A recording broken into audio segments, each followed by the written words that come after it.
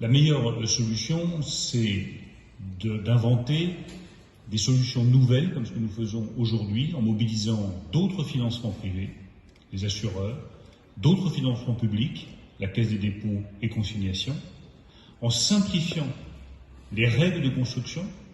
Nous avons eu l'occasion d'en parler avec Guillaume Kasbarian tout à l'heure. Nous voulons que la loi simplification, qui va être présentée dans quelques semaines, comprenne des dispositions de simplification des règles et des normes pour accélérer fortement la construction de logements en France. Et nous en discutons évidemment depuis plusieurs semaines avec la Fédération française du bâtiment. Je pense que la mauvaise politique, c'est de revenir à ce qu'on a fait pendant des années, c'est-à-dire des avantages fiscaux qui sont coûteux pour les finances publiques et qui produisent peu de logements. Et ma responsabilité de ministre des Finances, c'est de m'assurer que chaque euro du contribuable est efficace et bien employé, et que le contribuable en a pour son argent. Je rappelle juste que sur le Pinel, par exemple, nous dépensions près de 2 milliards d'euros pour construire 30 000 logements.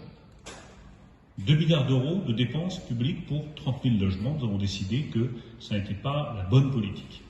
Donc nous voulons inventer une nouvelle politique avec les acteurs du bâtiment qui permette d'accélérer la construction de logements en France, que ce soit du logement social ou du logement intermédiaire, de faciliter cette construction et de le financer différemment, notamment avec la mobilisation des acteurs privés et publics.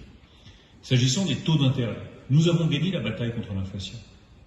Je rappelle qu'en moins de 2 ans, nous avons réussi, avec une politique monétaire appropriée, une politique budgétaire appropriée, à ramener l'inflation exactement à ce à quoi je m'étais engagé, c'est-à-dire une inflation sous les 3% début 2024. C'est la maîtrise de l'inflation qui doit permettre la détente sur les taux d'intérêt.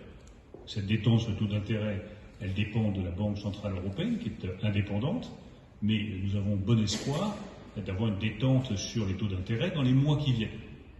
Et la détente sur les taux d'intérêt permettra d'avoir des conditions de financement plus favorables et de relancer la construction de logements en France, permettra également à tous les investisseurs, et notamment aux ménages, d'emprunter dans des conditions plus favorables.